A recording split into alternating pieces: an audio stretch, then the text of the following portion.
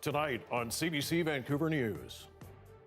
We as individuals and as a community have more work to do to fight racism. No one's going to like the Chinese community. What's fueling a massive spike in anti-Asian hate crimes in BC? Also, the vaccine efficacy was not 52% after a single dose, but rather 92%. Would a single dose of the COVID-19 vaccine be enough to keep us safe? And touchdown confirmed. Perseverance safely on the surface of Mars. mission to Mars. After a 7-month voyage, the Perseverance rover lands safely on the red planet. This is CBC Vancouver News.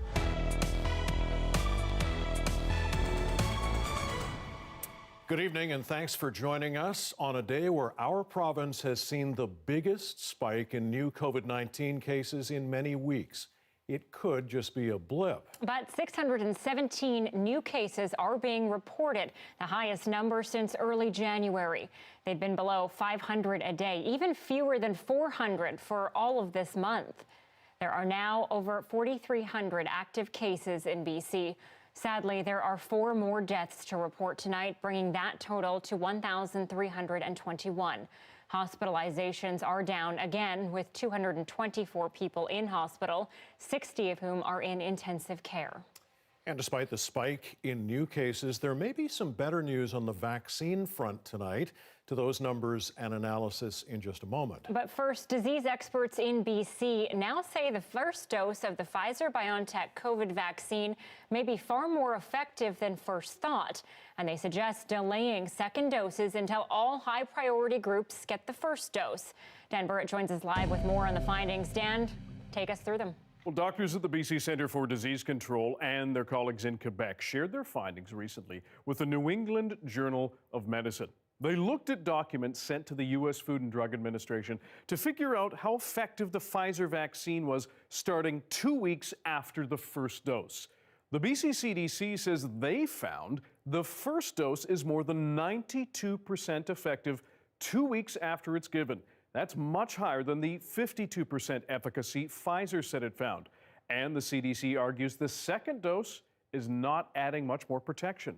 When vaccine supply is so scarce, we have to be very careful how we're using those precious doses. And in that context, it makes no sense to go back and re-immunize people while we still have high-risk priority individuals who are getting no doses. Skowronski argues we need to consider every hospitalization and death from COVID-19 preventable with a single dose of vaccine. Now, Canada's Deputy Chief Public Health Officer says federal and provincial health experts are looking into the CDC's findings. Would 2 doses and the incremental, let's say, whatever the difference is, the delta between the level of protection after 1 dose or 2 doses, is that offset by maybe vaccinating a larger number of Canadians with just the 1 dose? And then Public Health Agency of Canada officials said today vaccine doses from Pfizer and Moderna are back on track after weeks of those smaller shipments. Anita, Mike? Dan Burrett reporting live for us tonight. Thanks, Dan. Well, the COVID-19 vaccine rollout in BC hasn't been as straightforward as health authorities and most people would like. But as Justin McElroy tells us tonight, the provincial government says we are on the right path to correct the course. British Columbia's vaccination campaign has begun in earnest, and this time health officials hope it doesn't have to stop. More than 50,000 doses of the Pfizer vaccine have arrived in British Columbia, and it's meant that an increase in the number of vaccinations per day has begun. It was more than 4,000 today, and it will be over 6,000 or 7,000 most of the time for the next month and a half. That will mean by the end of March, BC will go from approximately 3% of people vaccinated to around 10%, which was the original goal promised months ago. Now today, Premier John Horting acknowledged that there has been frustrations due to the delay in the Pfizer vaccine last month, due to the delay in the Moderna vaccine this month, but argued that arguing with Ottawa wouldn't solve anything. We've seen a radical decline in outbreaks in long-term care facilities. So the most vulnerable people in the province are protected, and now we need to take steps to protect those who are not in the long-term care environment, starting with the most aged and working our way down. But we can't do that without supply. And me being concerned about that and complaining about Ottawa will not vaccinate one British Columbian. And it is true, deaths due to the pandemic are down about 70% on average from its peak in December due to vaccinating the most vulnerable in care homes in this province. But as Dr. Bonnie Henry likes to say, the province also is in a race between vaccinations getting high enough to get most people and variants potentially overwhelming the system. And today, the province announced its highest number of cases in one day in more than a month, leading to open questions whether the province's new campaign of vaccination will pick up quick enough to stop a third wave from taking place in this province. Justin McElroy, CBC News, Vancouver. And frustrations about the rate of vaccinations in BC is leading some to call on the province to buy its own vaccine supply. Premier John Horgan told reporters today that this can be considered for the long term, but because there's no vaccine approved to be developed in Canada, BC will continue to let the federal government oversee distribution. Having 13 different jurisdictions, when you count the territories and the federal government, all trying to outbid each other for access to supply is inefficient, it's counterproductive, and as a nation, it's appropriate that the federal government oversee the procurement of vaccines. Health authorities have expressed concern that vaccines are slow to roll out in various BC regions. This includes the Cowichan tribes, which recently reported the deaths of 2 young adults from COVID-19. The prospect of rolling out vaccinations to as many British Columbians who want them, 4 or 5 million British Columbians, is a daunting task. But we have been working with the Cowichan tribes. The vaccination process there is well underway.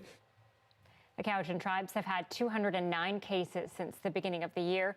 They have extended the shelter-in-place order until March 5th.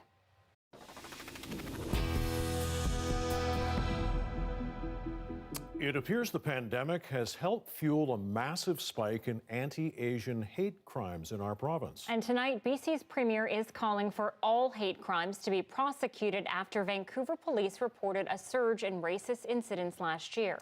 As Eva Yugwen-Senge reports, Asian Canadians have been particularly victimized during the pandemic, and a warning, some of the images in her report are disturbing. I believe there's a lot of frustration in the air, and people are taking this frustration out on the wrong people in the wrong ways, and it's quite disgusting to see. Graphic and disturbing examples of anti-Asian racism in Vancouver. Police say since last March, the pandemic has contributed to a rise in racist incidents across the city. Overall hate crimes reported to Vancouver police doubled last year. Vancouver police data shows anti-Asian hate crimes rose from 12 in 2019 to 98 incidents in 2020. Premier John Horgan says any form of racism is unacceptable and the offenses should be prosecuted. The Solicitor General has been reaching out to law enforcement across British Columbia to reinforce the importance of prosecuting hate crimes. We need to make sure that violence against people of color is not just treated as violence, but in fact hate crimes, which carry much stiffer penalties. Advocates say the Canadian Criminal Code needs to more clearly define what a hate crime is and isn't. Raising the racial slur on people, on certain demographics, especially women and women who are visual minorities, is very difficult to imply or apply certain consequences to those offenders. The Canadian Charter also protects freedom of expression. That means someone shouting racial slurs won't necessarily be charged with a crime. But police say that shouldn't stop victims from reporting. Chinky, chinky, China lady. They don't want to waste the police time, so to speak, which is never a waste of our time. This is our job. Or they just feel like, oh, this doesn't constitute as a crime. We've been saying this since the beginning of the pandemic. Please call us, let us investigate. And we need to hear of these reports. Chu says those reports should include more data about the victims. We need to collect race-based data in consultation with communities and be open about why and what data is being collected and how it's being used to make improvements. Horgan says the province has reached out to the Privacy Commissioner and the Human Rights Commissioner to ask about how this information could be collected without harming communities of color. Eva Yugwen-Senge, CBC News, Vancouver. Well, people living in tents camping on the west side of Vancouver's Strathcona Park are still slowly moving east in the park. This after the Vancouver Park Board installed a fence last week, dividing the area into two to allow the rest of the public to give access. The Park Board ordering campers to move off the west side. They were supposed to do it by yesterday morning. The board plans to remediate the area for recreational use and programming for all park users. The Park Board says 8 residents have relocated over the past week, and the final 4 will be moved by Monday. Despite the temporary relocation, one resident we spoke with isn't keen on leaving for more permanent shelter. I personally don't believe that I would fit in most housing because of how it's kind of structured. My personal wants and needs aren't leaning towards social housing.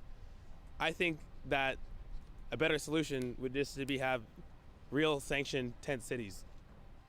The Park Board says its goal is to close the encampment and, with the help of the city and BC Housing, move people into accommodation by the end of April. It says mattresses, needles, and other debris have been removed from the west side of the park, and it hopes to have it restored in 2 or 3 months.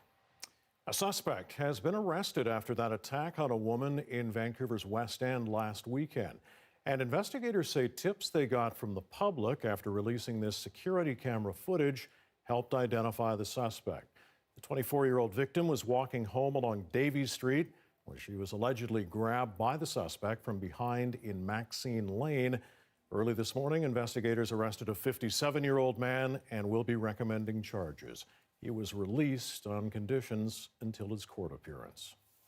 40 dogs have been seized from a sled dog operation and kennel just outside of Salmon Arm for alleged mistreatment.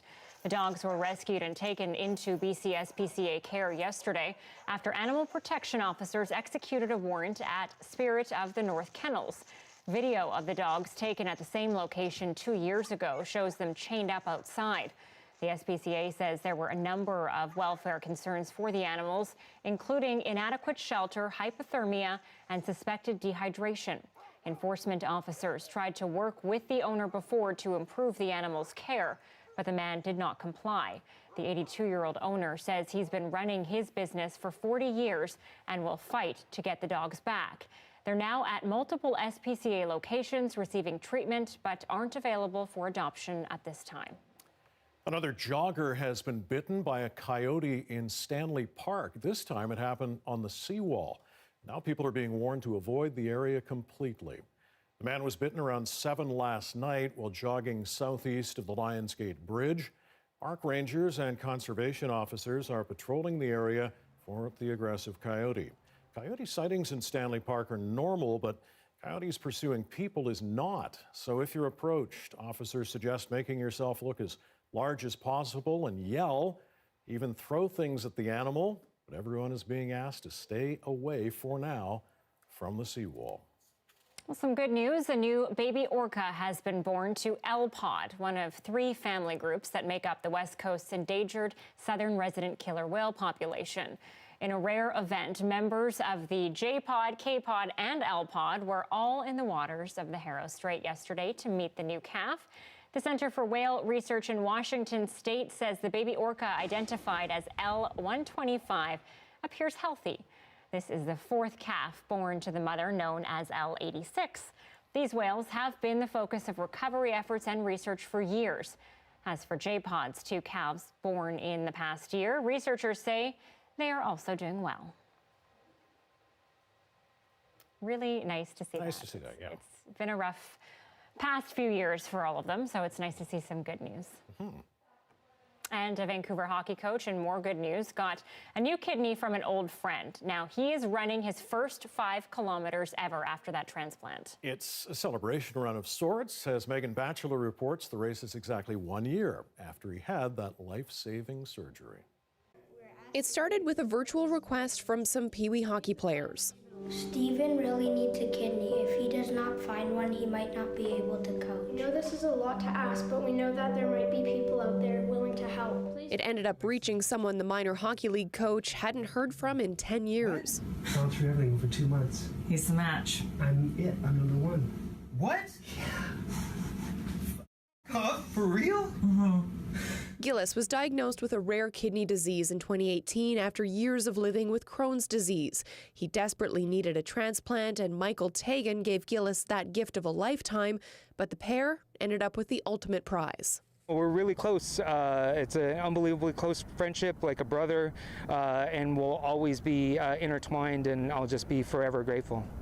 The pair is so close that Gillis didn't want anybody else by his side for the race, and so, together, they ran Gillis's first 5K ever 1 year after surgery. Ready? Yeah, let's do this, buddy. Let's go.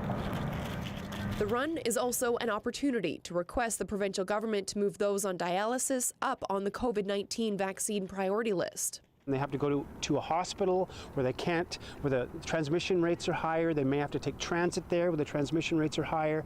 And we think they're in a unique position and that they should be bumped up in line to get vaccinated for COVID-19. As a former patient, it's unbelievable. And I don't think most people understand that, you know, they don't have a choice. This is a life-saving treatment, so they have to go to the hospital. Gillis has never felt better, and 1 year on, he still can't believe how his life has changed. I'm still amazed every day when I wake up and look in the mirror and see my scar that this man was a hero. As for those 5 kilometers, I feel great, and wouldn't have been able to do it without this man right here. Love you, man. Love you too, Stephen. Megan Batchelor, CBC News, Vancouver. Megan Batchelor, signing off for the last time with us here. Yeah, we want to say goodbye to you, Megan, and good luck in your new adventure. You will be missed for sure. Well done. Big time. Yeah, I've had the pleasure of working with Megan on multiple platforms and shows out of Vancouver, so I can now call her my friend, which is nice. But yeah, great storyteller that we are losing tonight, and I'm so glad that I get to send her off with a great forecast. Oh, sure. Yeah, right. Yeah, sorry, Megan. I know you like the Winnipeg cold and blue skies, but we have rain and mild temperatures for you in the forecast. Temperatures tonight are dropping, though not quite as cold as we've seen them. But yeah, the latest round of rain is upon us. It's going to be a soggy next couple of hours. Let me show you those temperatures forecast through the overnight, starting you off around midnight, and then watch as I take you through the overnight run, dropping down around 2 for most of Metro Vancouver. A little warmer out towards downtown and the North Shore, but out towards the valley, getting closer to the freezing mark tonight. The center of the low that's bringing us the rain swirling in through northern British Columbia. You can see some snow in through Prince George. Southern interior getting a couple more centimeters as well. We've got a little bit of a line on the back end of this front, so getting the cold front of the system right now. But watch as I take you through Friday mid-morning. Still looking at soggy weather. Snow levels will be a little higher than where they were at today. They were down around sort of 300 meters. So a little higher for tomorrow, but still looking at accumulating snow for the mountains and the mountain passes. Saturday, that's our next surge of moisture. So I know it was hard for the model to pick out here, but I do think we'll see some breaks in the forecast through tomorrow.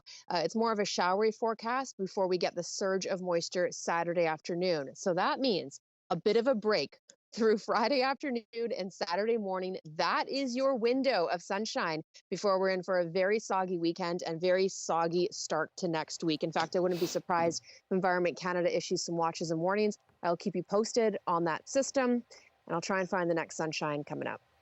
All aboard the storm train, as you said in your dispatch this morning. Away we go. Thanks, Joe. Talk to you again in a bit. You're welcome.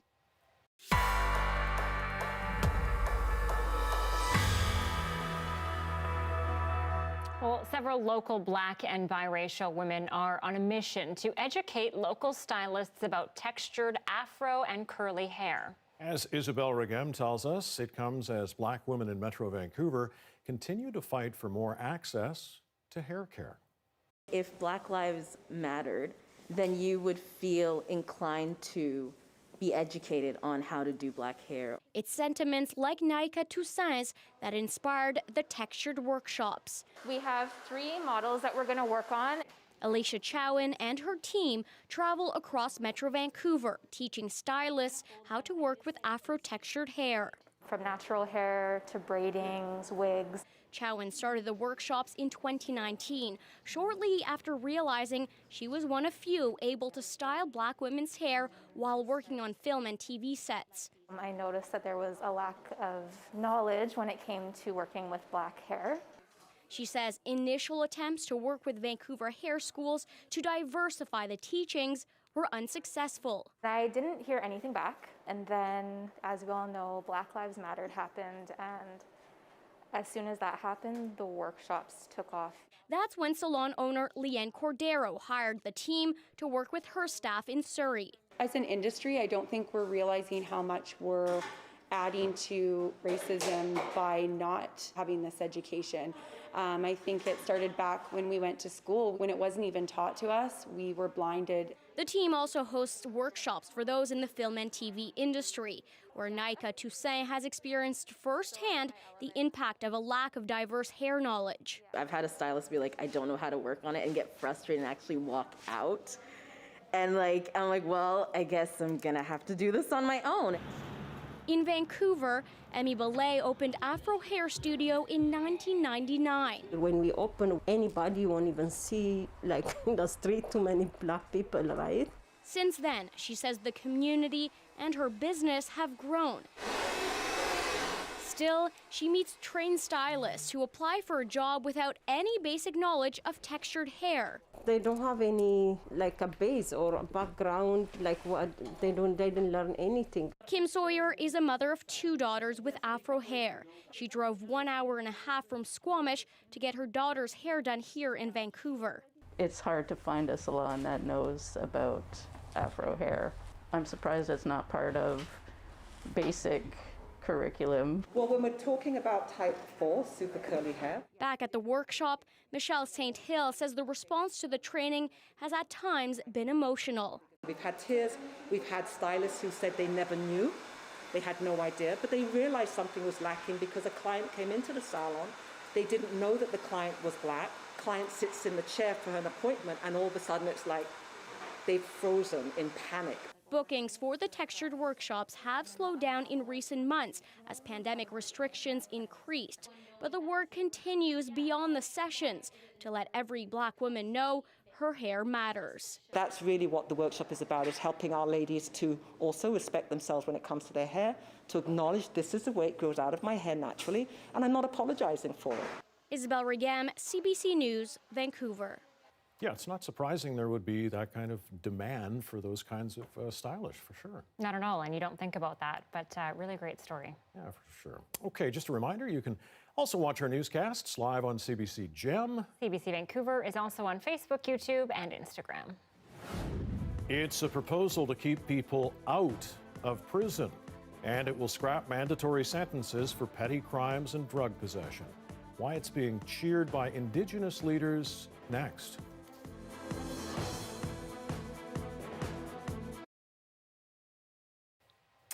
.22, thanks for staying with us during our commercial-free live stream tonight.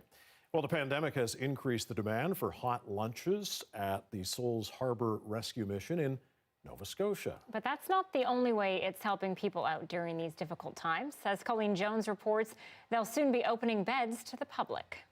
Souls Harbor has been lending a helping hand from their North End location for years now. I'm here for lunch prep. And our full-time red seal chef. And that's our process for about 300 meals every day. Has the need increased? Oh, absolutely. We were doing anywhere between 150 and 170, depending on the time of the month when we were inside. Now we feed practically 300 almost every day. It seems they're never idle here, expanding resources for those who need them. They've improved access for starters.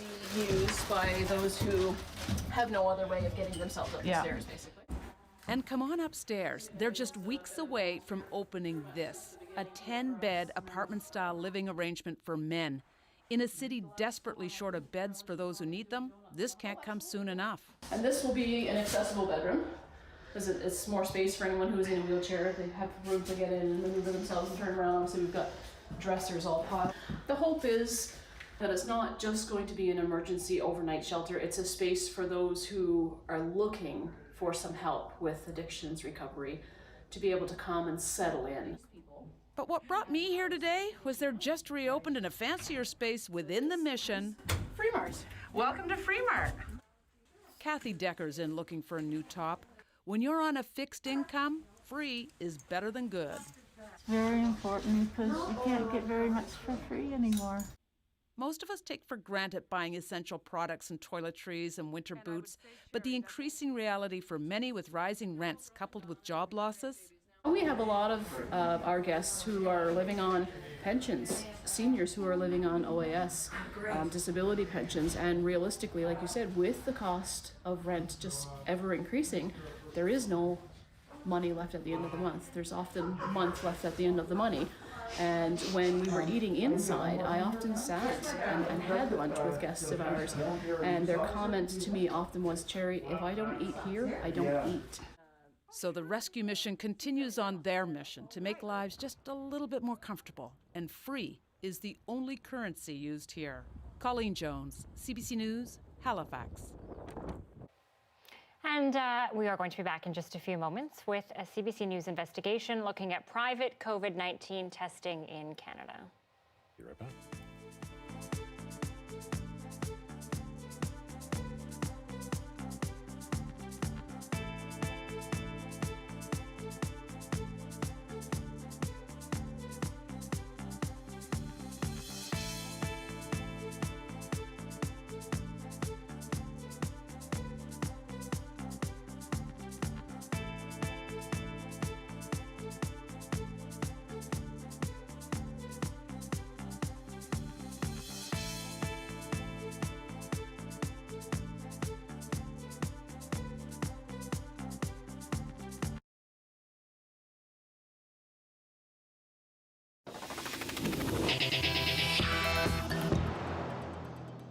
The federal government is moving to scrap mandatory sentences for more than a dozen criminal offenses. Ottawa says compulsory terms disproportionately hit Black and Indigenous people and those with addictions. Tom Perry tells us the goal is to divert first-time and nonviolent offenders away from the prison system. First, to Canada's Justice Minister, the numbers are striking. Indigenous adults represent 5% of the general population, yet account for 30% of federally incarcerated inmates. And that's double what it was 20 years ago. Black inmates represent 7.2% of the federal offender population, but only 3% of the population. This is shameful. Aiming to reduce those figures, the government today introduced Bill C-22. It would scrap mandatory minimum sentences for drug offenses and some gun crimes, allow more conditional sentences to keep low-risk offenders out of prison, and require police and prosecutors, in cases of simple drug possession, to look at whether suspects should be charged or diverted to addictions treatment. And I'm not talking about hardened criminals here. I'm talking about low-risk, first-time, non-violent offenders. So I still think there's more work to be done and more reform that could be addressed in future legislation, but this is certainly an encouraging step forward. To defense lawyers and Indigenous leaders, the government is on the right track. I welcome today's announcements because we know there's high social costs and there's high financial costs to maintaining the status quo. Mandatory minimum sentences will stay in place for serious crimes like murder and child sexual abuse. But for these lesser offenses, the government says it's going in a new direction, pointing out it was the previous Conservative government that brought in these measures. In a minority parliament, however, the Liberals will need the support of at least some opposition MPs to reverse that and get their bill passed. Tom Perry, CBC News, Ottawa. A CBC News investigation has been looking at the emergence of private COVID-19 testing in our country. Many businesses, schools, even airports are relying on it to screen employees, students, and travelers. While almost everything to do with healthcare is regulated in Canada, as Aaron Saltzman reports, private testing isn't. Mary Aslin's seniors residence had been COVID-free the entire pandemic. Then, the day before Christmas, the RPN said, "Your mom has COVID. You guys have to leave." The 88-year-old spent the holidays alone and scared. There were tears when we left. There was shaking. But it turned out the private company that processed Mary's test actually posted two conflicting results, one positive, one negative. With everything from airports to construction sites requiring frequent on-site testing to stay open, the private COVID testing industry is booming. Many companies are only months old. Who's doing the test? What are the standards? How do we know that they're doing it at the same sensitivity and specificity as that are done in provincial labs or hospital labs. Companies offering COVID PCR tests must use qualified personnel and equipment approved by Health Canada, but there's little oversight. We found a range of $160 to nearly $1,200 per test. There's no regulation on price, no arm's-length system to deal with complaints or problems, no one tracking the total number of private tests in Canada or their positivity rates. The test positivity rate is important. That tells us that the penetration of the disease into the community. So I'm surprised that government isn't asking for this number. Private COVID testing has allowed Canada's economy to reopen. It's not practical or likely even possible for the public system to handle the load. But the meteoric growth in the industry is also leaving people like Mary Asselin and her family wondering if it's getting enough scrutiny. So did she have it? Did she not have it? Aaron Saltzman, CBC News, Toronto. Well, Facebook looked a lot different for users in Australia for a few hours today. The company briefly blocked Australians from viewing and sharing news content on the site. It's all part of their showdown with the government over compensation for news companies. Here's how some Australians reacted. I do use Facebook. It seems to be a catch-all, and I can get all of my news in the one spot, so it will really impact me. People will just revolt against it. Like, honestly, especially the younger generation. Maybe it'll mean that people just read less news and read more social media opinions on posts. Today's move by the social media giant comes as Australian politicians are pushing through legislation that would require companies like Facebook and Google to pay news outlets for some of their content. Well, in February of 2019, 15-year-old David Roman was stabbed to death in a private foster home in Barrie, Ontario. This case led Bob McEwen of the Fifth Estate to ask a crucial question. In for-profit foster care, which comes first, the care or the profit? Foster care is intended to protect children at risk. But this teenager's young life would end in tragedy in a for-profit foster home in Barrie, Ontario. He had a really, really kind heart. And I think that may have also been what made him a target. David Roman died of 20 stab wounds, allegedly inflicted by James, another resident of the home, and witnessed by this teen who also lived there. There was blood all over the house, on the walls, on the door. Elena and Antonia Roman had contacted Children's Aid about their son's problems with truancy and marijuana. They were recommended a home in Barrie, operated by a private foster care company called Expanding Horizons. David Roman's parents had high hopes. At first, we thought that he is at the secure, safe place.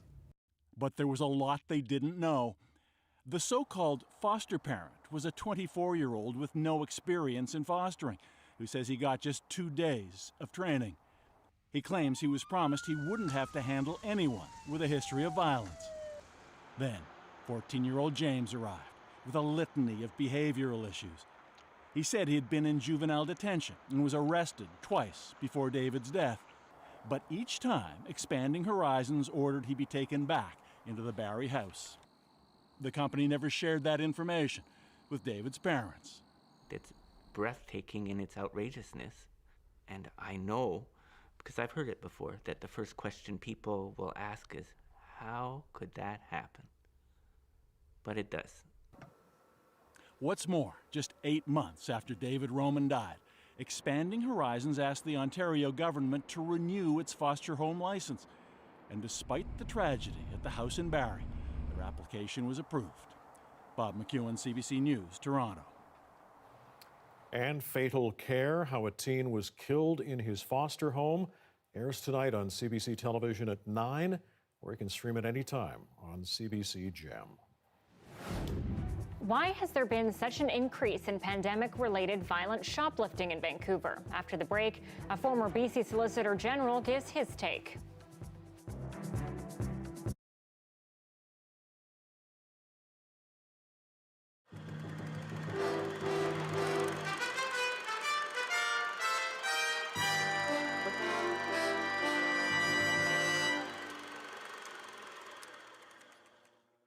Problems aside, the Olympics are still the Olympics.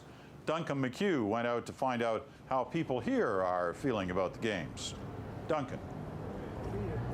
Peter, a few people out here are complaining about the bad weather or a busted cauldron. It's all about the big party. Downtown is now a flowing river of patriotism. Everyone unabashedly showing their colors. Because it's our country and I feel like I could be part of the games. Heck, even a mariachi band from Mexico has folks cheering feverishly. Too much excitement, it seems, for little Ashton and Riley Ore. You've tuckered them out. They're all, look at them. Wow. Yeah, that's what walking does to you. After Miga, she was done. How about this for spirit? Yuko Uraguchi and her husband Phil, both legally blind, skating for the first time since they lost their sight. At least I have can to show people that I'm blind. And then there's the lady. Yeah. You're doing awesome out there. Thank you very much. They shout, "Hey, scores! Go Canada!" As for self-restraint, kiss that goodbye now that it's game on in men's hockey. I'm turning 10. This young fella got tickets for his birthday. You only turn 10 once. Yep. You might as well celebrate it with a Canada hockey game. Exactly. Absolutely. Yeah. Go Canada. Canada, win the gold, yeah! That is the prevailing sentiment. Rain? What rain? And one more thing to note about the Olympic mood in the city. The fashion police have pretty much given up. It seems the sillier the headgear, the better. Peter? No comment, Duncan. Duncan McHugh in Vancouver.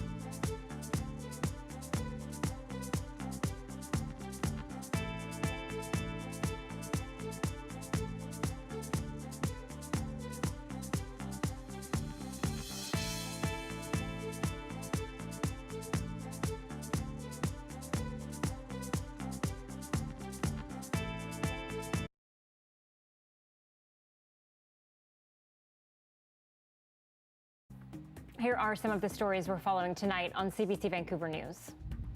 I think that this is appalling. I think that this is important to correct the situation. BC Premier John Horgan says violence against people of color needs to be treated as a hate crime. This comes after data released by the VPD showing a surge in anti-Asian offenses last year, coinciding with the beginning of the pandemic. The number rose from a dozen incidents in 2019 to 142 in 2020. The vaccine efficacy was not 52% after a single dose, but rather 92%. Disease experts in BC now say the first dose of the Pfizer-BioNTech COVID-19 vaccine may be far more effective than first thought. They are suggesting delaying second doses until all high-priority groups get the first dose. The BC CDC says it found the first dose is more than 92% effective, as you heard, 2 weeks after it's given, much higher than the 52% efficacy Pfizer said it found. 617 new cases of COVID-19 in BC. That's the highest number of new cases since January 7th. 4 more people have died overnight, and there are 2 new outbreaks in healthcare facilities. More details are emerging about the recent spike of shoplifting incidents in Vancouver. One expert says the pandemic and BC's opioid crisis may have both factored in the rise of violent thefts. Tanya Fletcher spoke to shop owners who shared some of their terrifying stories of assault and violence. Watch as the suspected shoplifter makes his escape. One final blast of bear spray as he leaves. The individual came right out this door and around the corner. It happened at This London Drugs in the heart of downtown Vancouver, and in this case, it was stolen vitamins. The disturbing part of it is since the pandemic began, we've seen a real expansion in the violence in shoplifting. He says COVID has acted as a crime funnel, concentrating the problem in stores that are still open. In fact, there have been 250 violent thefts in the city in the past month alone, and a combined $50,000 in merchandise stolen. Over the course of their 4-week investigation, Vancouver police arrested 130 offenders and recommended 268 criminal charges. They terrorized employees, sometimes young female clerks who were in the stores by themselves. They used weapons, they threatened, they intimidated anybody who stood in their way. He had a knife in his hand and threatened me. At this downtown IGA, violent thefts are up 50% since the start of the pandemic. It's become so common, staff are now dealing with at least one confrontation per day. Our store manager has been chased around the store with a syringe. We've had knives pulled, hammers, batons, all variety of weapons, bear spray many times. And that never used to happen. We never used to see that. These people, based on some of the descriptives, are chronic offenders that BC's former Solicitor General says the pandemic and the opioid crisis have combined to make an existing problem worse. Many of these people are drug addicted. Many of these people have mental health issues. Now, when you take the convergence of those issues with the pandemic and the need for them to support themselves, it's not surprising we have this particular spike. A spike in violent thefts that may be too complex for a quick fix. Tanya Fletcher, CBC News, Vancouver. And at 6:40, this is a live look at Kyle, Texas. Still plenty of snow on the ground and still very cold, -3 degrees Celsius, currently with a low tonight of -7. Much of the power has been restored in the state, but now the issue is water with frozen pipes and boil water orders. We'll take you to Texas coming up.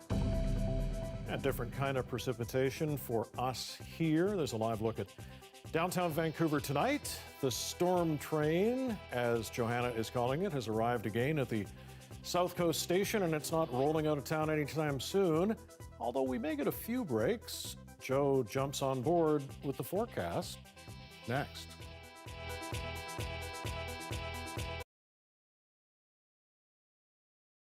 This is the website. It has different memes, and then they're making fun of people who bought at $250 plus, and now it's dropping. And then as you go down, you can see some technical analysis. So it's a hodgepodge of whatever is going on in the markets, and then you have to scroll through it, sit through it, and find what's useful and what's not useful for you. Their goal is to point out and find out hidden gems, and they tell other people, and it kind of becomes like a group wisdom kind of thing. Somebody posted an article saying that 140% of the GameStop stock was being shorted. I'm just quickly going to explain to everyone what a short is.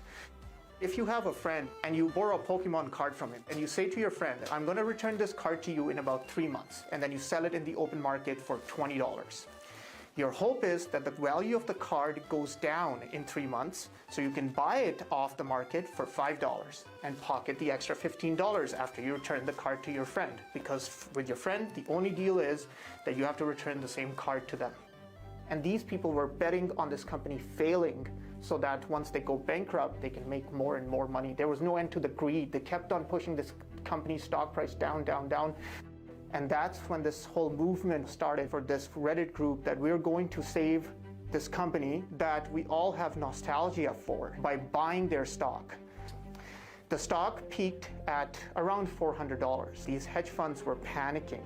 They lost billions of dollars. And some people were referring to it as the greatest transfer of wealth. I know of people who bought 5,000 shares of GameStop at a cost price of $38. So when the stock rose to $90, they sold, making a profit. If they would have held that 5,000 shares and sold it at even $350, about $1.6 million US. I still have a small position in GameStop. Even though that the stock price will go down, we believe in the principle and we're holding on to that principle despite the money that we're losing, because it's a matter of principle now. A lot of these folks, what they did is they took their winnings, they went to an actual GameStop, bought some consoles, and then donated it to the Children's Hospital. So as a way of giving back to the business, as well as giving back to the community, they beat billionaire hedge funds at their own game, playing by the rules and just using their rules and their greed against them. This was game-changing money for people. People putting their student loans into it, and that also comes with the risk that you could potentially lose this. You're believing a stranger online. What this tells you is that you find something and then you do your own research. You do your own due diligence, or DD as they like to call it.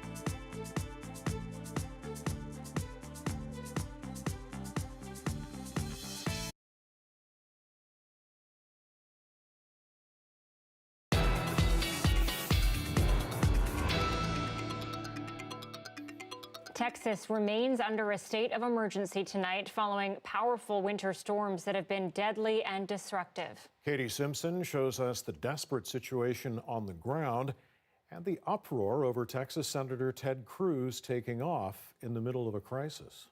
Our whole apartment! Look at the... Y'all, I cannot believe this. Add flooding to the list of brutal challenges Texans are facing. Guys, so this is my house. Water pipes are bursting in the frigid conditions, leaving behind a path of destruction. Inside my apartment, the windows started to literally freeze and ice. I could feel the snow come in through my closed door. Crystal Hartman is staying at her boyfriend's house as she's one of the hundreds of thousands still without power. I mean, it's frustrating to say the very least, and also scary, and just to where you get to where it's depressing.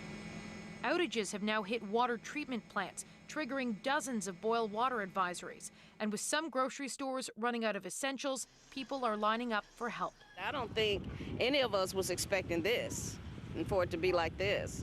So it's all about survival right now until it starts getting warm. As Texans struggle, Republican Senator Ted Cruz was photographed heading to Mexico for a vacation, even though days before he pleaded with Texans to hunker down. So don't risk it. Keep your family safe and just stay home and hug your kids. After the posts went viral on social media, Cruz returned home, claiming he was just dropping off his 10 and 12-year-old kids. Yesterday, my daughters asked if they could take a trip with some friends, and Heidi and I agreed, so I flew down with them last night, dropped them off here, and now I'm headed back to Texas. Amid backlash and ridicule, Cruz retreated. Look, it was obviously a mistake, and in hindsight, I wouldn't have done it. I was trying to be a dad. Warmer weather arrives in Texas this weekend, though several spots along the U.S. East Coast are bracing for another blast of winter. Katie Simpson, CBC News, Washington. Scary stuff over there. Any relief coming for them, Johanna? Yeah, as we heard from Katie, warmer temperatures finally this weekend. Tonight is the last night of freezing temperatures. So unbelievably heading into night 5 for many people, hitting that freezing mark. And again, seasonals are between 17 and 22 degrees Celsius, just to show you how unusual this is. I want to take you to a big picture, which includes all of Canada. We're still in the polar vortex for parts of central Canada. You can see those dark blues there. It is beginning to retreat tonight, but still, again, well below seasonal into the deep south, and those snow and ice warnings hopefully ending tomorrow morning as well. Still looking at accumulating snow, 20 fresh centimeters today for central Texas. Back out to the northwest, and we have not seen that kind of snow, sort of above 300 meters, as I mentioned earlier. Current radar does show a bit of a break right now for Metro Vancouver, but there's another surge of moisture crossing the island. So we're not done with the rain yet. And in fact, we've got 2 more systems to hit the south coast before we get to the end of the weekend. So timing those out for you a little better, taking you through the overnight, pretty soggy through to tomorrow morning. So pausing you Friday morning. We do have a bit of a break, I think, towards the valley. That's where the rain will continue. Showers on the island. but I've got to keep the risk for scattered showers, especially mid-morning and towards the noon hour. Seeing pockets of showers. This high-resolution model is certainly showing that right through to 5 p.m. Then we get behind this system as we head into Saturday morning. Look at that nice little clearing to start your Saturday off. If you have any outdoor plans, that's the time to do it. Mid-morning, you can see the clouds roll in. We're still fairly dry. It's Saturday afternoon, late afternoon at this point, that the real rainmaker will move in. And it is an atmospheric river, so tapping into warm temperatures, winds, and a lot of rain, 60+ millimeters for Metro Vancouver, Saturday overnight into Sunday. Tomorrow across the province, we do get a bit of sunshine into the interior. You're seeing snow right now into Kelowna and Prince George. That will clear out tomorrow afternoon, and you've got a nice sunny forecast. Prince George at a 2, and I should say Fort St. John up in the Peace, a 1 tomorrow. That is downright balmy compared to the polar vortex temperatures you were feeling last week. A quick look at our long range. Again, hoping for a Friday sunshine, not as much as I think we'll get Saturday morning. And then it's a washout, and hoping to see the sun again as we come out on the other side next week. Well, we'll look forward to the other side then. The other side always. Yes. Yeah. And stay with us, Joe, because I know you're wanting to talk about this accidental discovery for scientists who drilled down beneath Antarctica's floating ice shelves. Well, what they found is a game changer for science. They found life. That's right. I got to speak to the lead author who was disappointed at first. Take a listen. Well, at the extreme southern edge of Antarctica, beneath 900 meters of ice in pitch black seawater, well, life has found a way. The surprise discovery of what appears to be sea sponges living in such extreme conditions have scientists baffled. The finding was recently published in Frontiers in Marine Science, outlining how geologists used hot water equipment to drill a borehole through 3,000-foot thick ice shelf in Antarctica's Weddell Sea. They then lowered a video camera into the dark seawater below, expecting to find a muddy seafloor, but were dismayed when they hit a boulder, which meant they couldn't get their intended sediment samples. But that's when the camera showed colonies of stationary animals attached to the rock, sea sponges and other related sea creatures. Funnily enough, at first the scientists were disappointed. It was quite a mission to travel that far, hoping to learn more about the actual seafloor. And that's because Antarctica is ringed with more than 500,000 square kilometers of these ice shelves, but so little is known about the seafloor below. Everything we know about these environments under the ice comes from just a handful of holes drilled by people through the ice and then cameras lowered down. This means that we really don't know that much, and the total area that human beings have seen under the ice shelves adds up to about the size of a tennis court. Instead, the team was left with a discovery that has opened up a literal can of worms when it comes to what we thought we knew about life in hostile environments. Small, mobile animals like shrimp have been seen before beneath ice shelves, but no one expected to see stationary animals like these. They can't exactly wander around to find food. In order to survive, they would have to feed on floating material from other animals or plants, because it's impossible for plants to photosynthesize in sunless seawater. What's really exciting about what we found is that this finding throws up more questions than it answers. We have no idea what species these animals are. We don't know how they're coping with these extreme conditions. And the only way we're going to be able to answer those questions is to come up with a new way of investigating their world. As the lead author of the study said, life can exist in environments where science suggests it should not. I mean, it's no Jeff Goldblum, but that's not bad. And now, you're Science Smart. If you have a science question on your mind, send me a tweet and I'll try to get it answered. Touchdown confirmed. Perseverance safely on the surface of Mars. Well, after a 7-month journey, touchdown for the rover Perseverance on Mars. What we now might learn about the red planet coming up.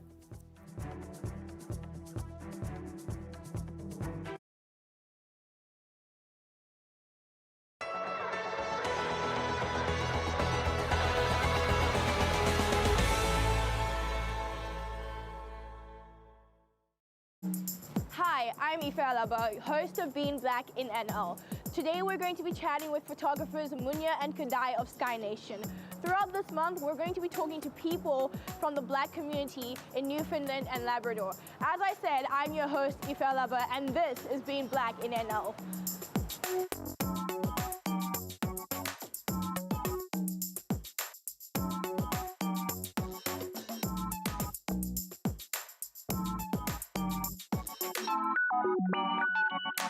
would you explain Sky Nation, what it is, what you guys do, how it became Sky Nation?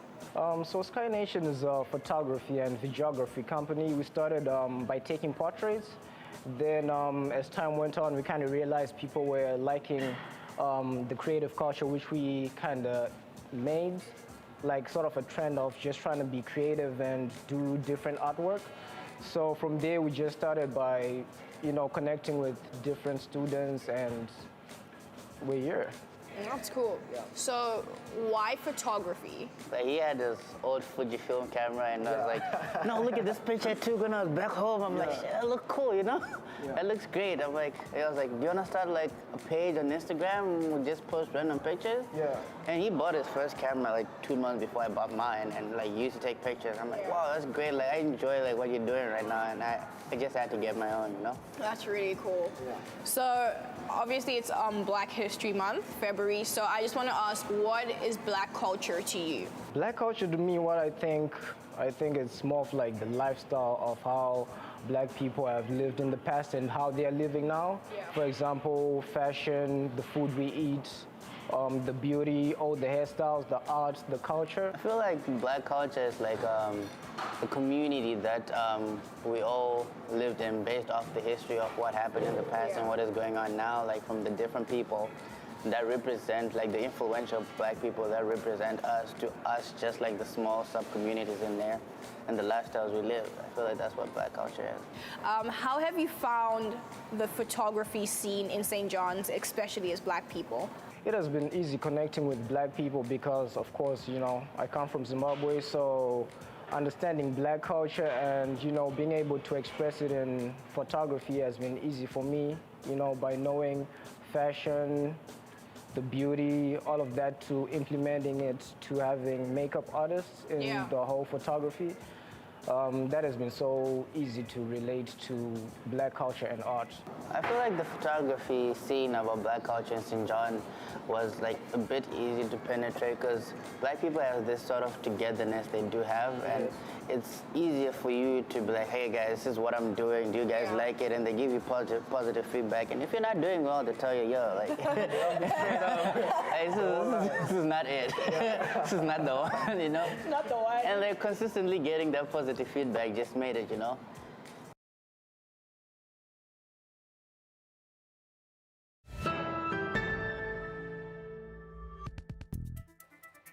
Well, you could forgive some NASA employees today for having frazzled nerves and jagged fingernails. That's for sure. After 7 months in space, the Mars rover Perseverance touched down on the red planet. Johanna has more on what this rover will show us and what we might learn. At an altitude of about 15 kilometers from the surface. With clenched jaws and anxious pauses. 300 meters off the surface of Mars. NASA scientists mesmerized as Perseverance hurtled towards Mars. 11 minutes after it happened, the signal reached Earth. Touchdown confirmed. Perseverance safely on the surface of Mars. An exuberant moment that masks couldn't muffle. And so this is one step along the way of our journey to accomplish that goal, and it's a major step.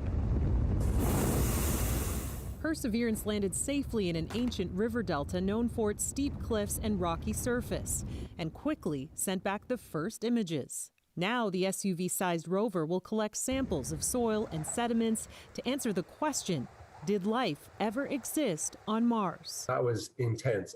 Chris Hurd is one of a number of Canadian researchers who will analyze samples collected from Mars. The key thing for us on the mission is to make sure we have the key set of samples. Most importantly, rocks that we think hold evidence for ancient life on the surface of Mars. Perseverance is NASA's largest and most advanced rover to land on the red planet. It features lasers, drills, HD video, and microphones, even an autonomous helicopter. But unlocking the planet's secrets will take time. NASA will need to send another spacecraft to retrieve all that it collects. We've never tried to send something back from Mars before, and so we have to design a whole new architecture to be able to collect the samples. If all goes as planned, the collection from Mars will arrive on Earth in 2031. Scientists here say it's well worth the wait. It's not an understatement to say that those samples, once they get back to the Earth in 10 years, will revolutionize our understanding of Mars and the solar system generally. Now, NASA will focus on making sure Perseverance can complete its mission. Tashana Reed, CBC News, Toronto. Yeah, you were probably watching this closely today, Joe. Yeah, I was loving this. And actually, I wrote down some tweets because I follow all these NASA scientists, and we were waiting for those 7 minutes for the first signal. So like hundreds of scientists tweeting at the same time. The heat shield should have separated. The parachute should be opening. The back shell is separated. The engine lid is on the jetpack. And then finally we heard the thud. It was better than The Martian. It was better than watching Matt Damon. Wow. Yes, and I obviously what they collect has to come back somehow. Oh, so right. that is one of the next chapters to be watching for certain. Did they say how long that takes? Or 2031. Mark the 2031. entire calendar year. Yeah, 2031. We'll keep you posted. Put it in the day calendar. Yeah. Until then. Yeah. Yeah, we'll be watching. Okay, that's it for our program tonight. You can always find our newscast online, cbc.ca/BC. Dan's here at 11 after the National. Thanks for watching. Have a great night. Good night.